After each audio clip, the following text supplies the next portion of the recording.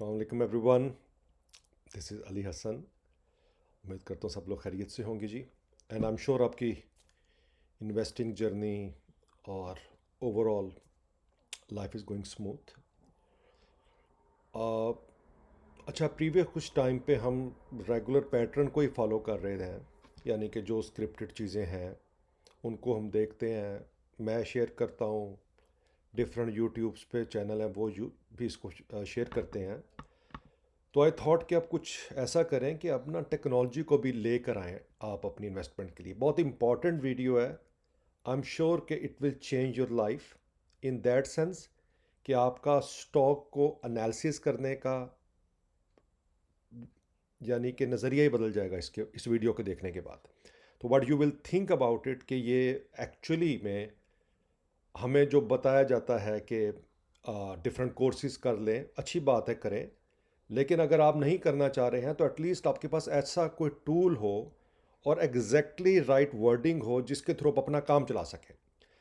तो सबसे पहले तो आई विल एक्सप्लेन यू के टॉपिक क्या है आज का, और उसके बाद how exactly we can move, ठीक है, हम कैसे उसको कर सकते हैं। तो आज का मेरा जो टॉपिक है वो है stock price versus stock value. तो पहले हम बात करेंगे कि स्टॉक प्राइस क्या होती है, ठीक है। तो stock price is the current amount that which a share of publicly traded company is bought और sold on a stock exchange. यानी ये वो कीमत है जिसके ऊपर स्टॉक एक्सचेंज के अंदर कंपनी का जो भी स्टॉक है वो खरीदा और बेचा जाता है, वो स्टॉक प्राइस होती है। डिटरमिन कैसे होती है price? Determine by supply and demand in the market at any moment. Supply और डिमांड का भी रेशो होता है, यानी अगर बायर ज़्यादा हैं तो प्राइस जो होगी वो नीचे होगी, और अगर बायर कम है और सो अगर बायर ज़्यादा हैं और स्टॉक कम है तो डेफिनेटली आप ज़्यादा बिड करके उसको ओवर प्राइस पे बाय करेंगे। लेकिन अगर बायर कम है, वैल्यू जो भी है वो स्टॉक अपनी एक लेवल से ऊपर नहीं जा सकता क्योंकि लेने वाले कम है। अब अक्सर स्टॉक में देखते होगे जितने भी पीएसएक्स में बड़े स्टॉक्स हैं और इंटरनेशनली भी, कुछ स्टॉक में ट्रेडिंग बहुत कम होती है, 50 100 हज़ार का वॉल्यूम होता है। तो दैट्स अ डिफरेंट स्टोरी। लेकिन जो आप नॉर्मली डे टू डे में करते हैं जिसकी वजह से आपका अपर कैप लग जाता है, तो ये सारा सप्लाई एंड डिमांड का चक्कर होता है, ठीक है। तो ये चीज़ हो जाती है स्टॉक प्राइस। दूसरी इंपॉर्टेंट चीज़ होती है स्टॉक वैल्यू। एक चीज़ आप जेहन में रखो, बहुत कम लोग इसके बारे में बात करते हैं। जब मैंने भी ट्रेडिंग की थी मुझे भी इसका नहीं पता था कि स्टॉक वैल्यू हमेशा क्या होता था कि रेफरेंस से जो पता लग जाना ले लेना, बेच देना, और एनालिस्ट किसी से बात करनी तो उन्होंने कहना जी हमारे पहले हमसे कोर्स करें, हमें पैसे दें, तो किया, सीखा वट। लेकिन लेटर आई डिसाइड के वो बेसिकली स्टॉक वैल्यू असेस करके हमें बताते थे, जिस पे आपको बोला जाता है ना कि यार इस रेंज में बाय करना। तो वो रेंज वो कहाँ से निकालते हैं? वो बेसिकली स्टॉक की वैल्यू निकालते हैं। वो डिफरेंट फार्मूलाज होते हैं, मैं आपको भी शेयर करूंगा। वो डिफरेंट फार्मूलाज होते हैं, वो सारे का सारा थॉरली उसको बिजनेस को रीड करते हैं, और देन दे डिटरमिन कि इसकी फंडामेंटल वैल्यू क्या है। तो प्राइस सबको पता होता है लेकिन स्टॉक की वैल्यू बहुत कम लोगों को पता होता है। आई एम श्योर कि जो मेरे व्यूअर्स होंगे इन फ्यूचर वो स्टॉक की वैल्यू को भी निकालेंगे और देन वो बाइंग करेंगे किसी भी स्टॉक को। डजेंट मैटर वो दुनिया में कहाँ भी बाय करते हैं, फार्मूला सेम होगा। तो स्टॉक वैल्यू क्या है? तो अब हमें प्राइस तो पता लग गया स्टॉक का, जो जिस वैल्यू पे वो ट्रेड हो रहा होता है, लेकिन स्टॉक वैल्यू होता है ये is the estimate true worth of a share based on company underlying fundamentals such as its asset, earning, growth, prospect, risk, competitive position and market condition. तो इसमें काफ़ी फैक्टर्स आ जाते हैं कंपनी के। ये सारे फैक्टर्स जब इकट्ठे होते हैं, unlike stock price which is simply the cost to buy a single share at any given moment in the market, stock value must be determined through analysis and is not directly observable. तो stock value जो होती है ये purely आपको analysis से ही निकाली जा सकती है, आप इसको असेस नहीं कर सकते। स्टॉक की प्राइस तो मेरे सामने आ रही है, वैल्यू मेरे सामने नहीं आ रही। और बिलीव मी, जिस बंदे को स्टॉक वैल्यू पता लग जाती है वो कभी भी मार नहीं खाता। अब अगर सर वॉरेन बफे हैं या जो भी इन्होंने बड़े बड़े एनालिस्ट रखे हैं, तो एनालिस्ट क्या करते हैं कि वो इन स्टॉक्स की वैल्यू निकालते हैं। आई एम श्योर आपसे आप भी ये काम करेंगे तो आपको पता लग गया कि इसके अंदर क्या क्या कुछ है। उसमें उसकी अर्निंग है, ग्रोथ है, रिस्क है, उसकी कंपेटिटिव पोजीशन है, प्रोस्पेक्ट्स है, ऐसा सब कुछ कंबाइन हो जाता है, तो ये बन जाता है stock value. Just for your knowledge, मैं यहाँ पर सिखाने नहीं बैठा, लेकिन बिलीव में जब when I did my masters, जब मैंने पढ़ा तो हमें ये मॉडल्स पढ़ाए गए। तो स्टॉक वैल्यू को निकालने के लिए वैसे तो कई होंगे, लेकिन कुछ इंपॉर्टेंट मॉडल हैं जिससे आप स्टॉक वैल्यू निकालते हो। मैं जिस आपके साथ उनका नेम शेयर कर देता हूँ। आई एम श्योर कि ये क्रूशल मैथमेटिक्स होगा, आप लोग नहीं निकालेंगे, लेकिन आपको एक ईजी वे बताऊंगा आपने किस तरह स्टॉक वैल्यू निकालनी है। तो वो कह रहे हैं कि several popular method to calculate the stock value by estimating a company true worth based on its fundamental. The most commonly used method एक है ये वाला first method, DCF, discounted cash flow model. वो क्या करता है कि project company future cash flow and discounts them back to their present value using a discount rate reflecting risk and time value। तो anyway ये एक फार्मूला बनता है इसका कि intrinsic value sum of cash flow in year T/1 plus discount rate power T, ये इसका formula. फिर इसका नेक्स्ट फार्मूला ये बनता है इसकी value sigma cash flow T/(1 plus R)T। तो ये एनालिस्ट का काम है, आपका मेरा नहीं है। डेफिनेटली आप में से जो एनालिस्ट हैं वो इसको अंडरस्टैंड करते हैं टॉकिंग अबाउट कि ये कुछ मॉडल है। तो पहला मॉडल तो ये हो गया। दूसरा होगा आपका डिविडेंड डिस्काउंट मॉडल, DDM। ये भैया इतनी आसान फील्ड नहीं है कि मार्केट में आ गए और जंप ला गए, छिक्के लग गए। प्रॉपर नॉलेज की गेम है सारी। आई एम श्योर कि आज की वीडियो देखने के बाद आपका थोड़ा सा, जैसे आप स्टॉक मार्केट को लेते हो, इसको थोड़ा सा समझोगे कि खाली यहाँ पर गैम्बलिंग जुआ नहीं चल रहा होता, डिफरेंट गेम हो रही है। तो दूसरा हो गया DDM model, dividend discount model. तीसरा हो गया इसमें earning per share EPS and price to earning ratio method, आप अवेयर होंगे। और चौथा हो गया present value growth annuity used by Warren Buffett style. तो वॉरेन बफे का ये स्टाइल है जो जिसकी वजह से वो वैल्यू निकालते थे। ठीक है, वो अज्यूम कर लेते थे कि कंपनी ग्रो कर रही है certain rate over a fix number of period, और डिस्काउंट कर देते थे उस अर्निंग को बैक टू प्रेजेंट वैल्यू। तो use for more conservative valuation specially with stable earning projections. तो ये कुछ चार वैल्यू हैं। अब कहने का मकसद ये है, आप कहोंगे अली साहब अब मुझे आपने कुछ स्टाफ दे दी, मैंने तो मारी बाय करना है, तो मैं कहाँ फार्मूले में वैल्यू डालता रहूँगा, या POL लेना है या मिज़ान लेना है। Absolutely right. लेकिन आज आपको बताने का मकसद ये था कि आपको पता हो खाली प्राइस से ही सब कुछ नहीं होता, value is important to understand. अब आ जाता है कि ये तो हो गया काम। अब एनालिस्ट क्या करते हैं, अब आप जितने कोर्सेज ले रहे हैं, कोई आपसे 50,000 मांग रहा है, लाख मांग रहा है, 2 लाख मांग रहा है, अब आपको चार्ट्स दिखा रहे हैं, एब्सोल्युटली राइट अप्रोच। लेकिन आप नहीं स्पेंडिंग करना चाह रहे हो। ठीक है, आप कहते हो कि नहीं यार मुझे तो नहीं इतना करना, मुझे तो सीधा सीधा गेम करो। तो फिर सीधी सीधी गेम करनी है ना, तो दोस्त यू नीड टू अंडरस्टैंड कि आपको फिर AI की हेल्प लेनी पड़ेगी। कई टूल है मार्केट में, आपको एक सिंपल टूल शो करवा देता हूँ। ठीक है, इट्स कॉल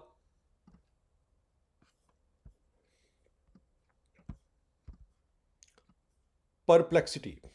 ठीक है, आप कहीं पर भी इसको, आई थिंक मैंने भी डाउनलोड किया है, ये PERPLEXITY। तो परप्लेक्सिटी जो है, ये टूल जो है वो मैं यूज़ करता हूँ। आप भी इसको कर सकते हो, अगर आप ChatGPT करते हो, कोई भी करते हो, up to you, not the big deal. तो लेकिन क्या करना है, पूछने का तरीका होना चाहिए।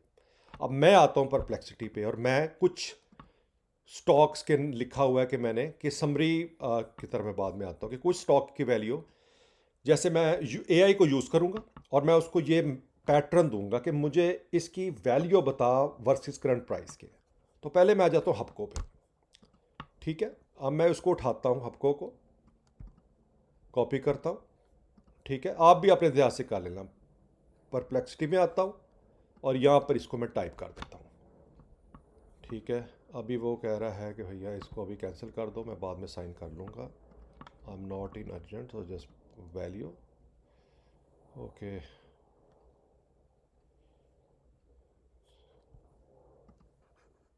कारण मैंने साइन अप कर लिया है।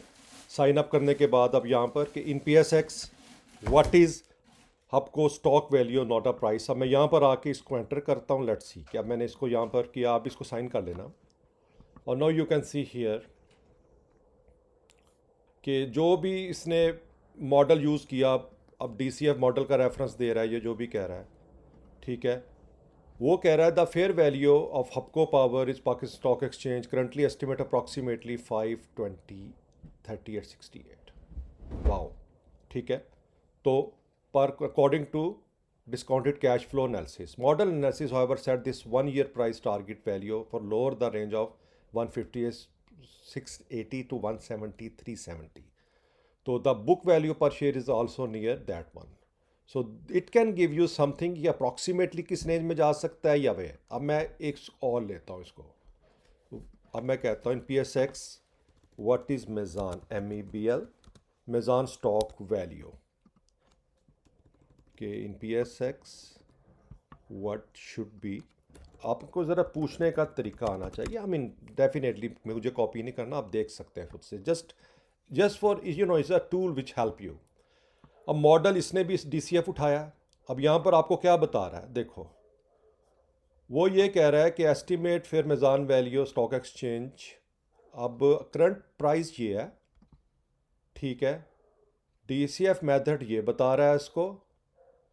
प्राइस टू अर्निंग रेशो ये बता रहा है। Market cap around billion reflecting strong price. लेकिन अब मुझे इसकी प्राइस वैल्यू क्या होनी चाहिए। सो स्टॉक प्रॉफिट को discounted cash flow, but what should B MEBL stock value.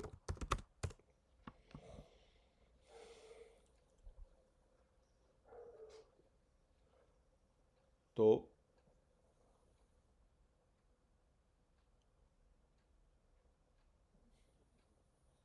ये क्या कह रहा है, DCF मेथड के मुताबिक इसकी वैल्यू 174.99 है, indicating the stock may be over value, ठीक है, due to these models. So they use the model.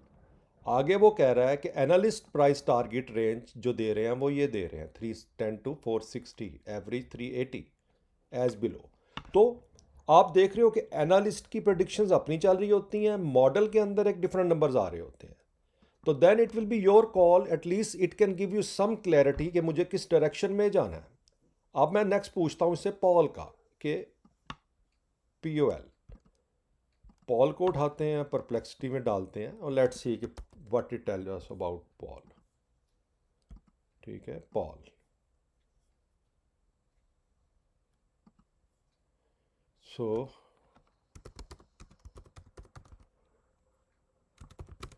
POL current value not a stock price.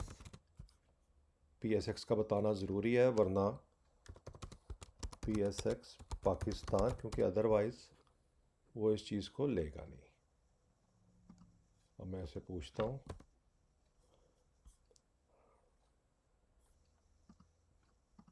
अब इसी तरह ही देखें, मैंने इसे पूछा कि मारी की जो है स्टॉक वैल्यू क्या होनी चाहिए। अब इसके बारे में आप देखोगे वो क्या कह रहा है, the stock value of Mari can refer to estimate fair value based on valuation model different from the current price value.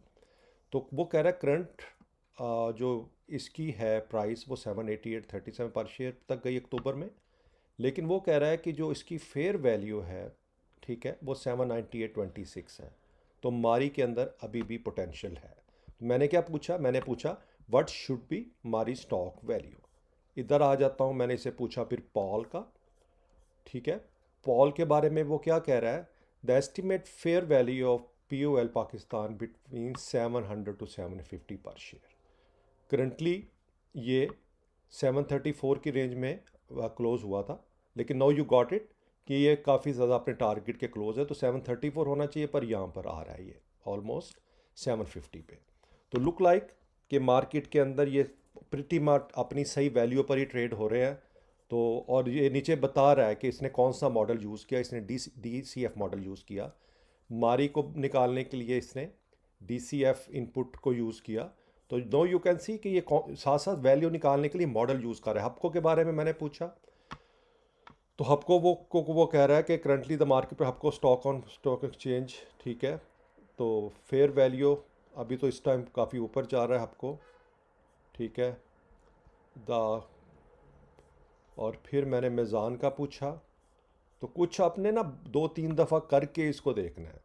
तो मेज़ान की वो कह रहा है कि फेयर वैल्यू जो है वो 448 है, 460 है, करंटली 435 पे हुआ का, ठीक है। वो what should B UBL current value, so UBL stock current value, let's see. तो UBL के बारे में वो बता रहा है कि the current stock value has been, तो द स्टॉक पे reach all time high that time, अगस्त में, ठीक है, अर्ली अक्टूबर। और डिविडेंड के बारे में, Pakistan exchange October approximately 380, so what should B UBL current value. तो हमने प्राइस पे तो जाना ही नहीं, जस्ट को, तो ठीक है।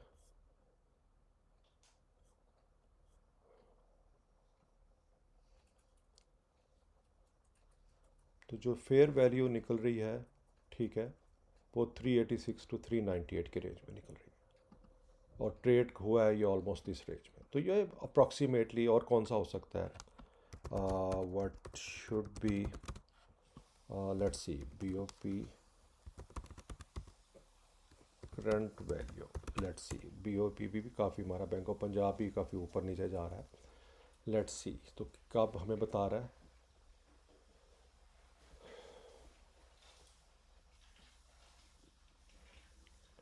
लेकिन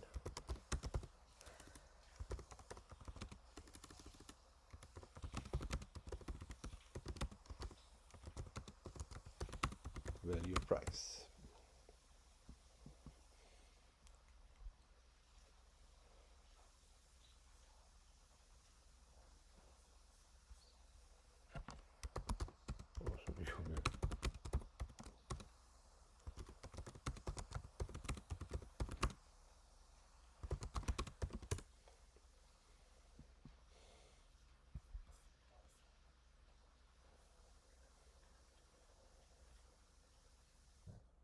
तो ये उसकी range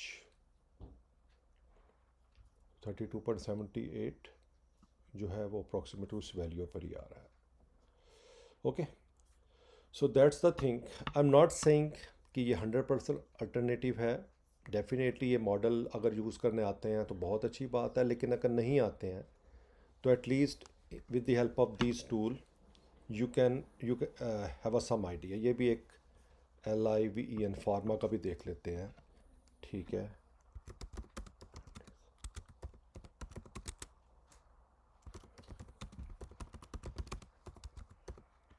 stock value in PSX, तो ये भी अभी मुझे, मैं देख रहा था इस फार्मा को भी,